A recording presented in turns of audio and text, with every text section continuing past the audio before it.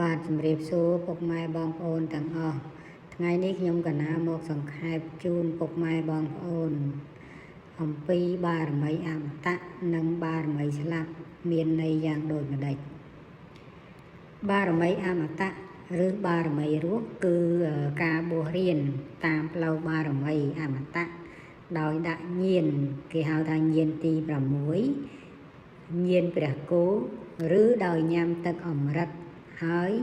បានសម្រេចឈាននៅខណៈនៅមានជីវិតរស់នៅ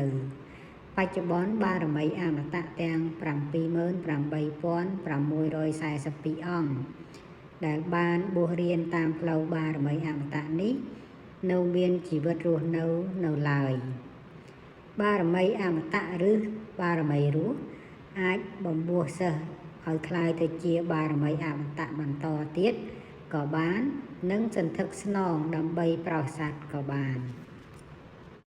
បាទហើយបារមីស្លាប់គឺជាការបួសរៀនដោយតាំងសិលឬសមាធិហើយមិនបានសម្រេចជាបារមីនៅខណៈពេលនៅរស់នោះទេ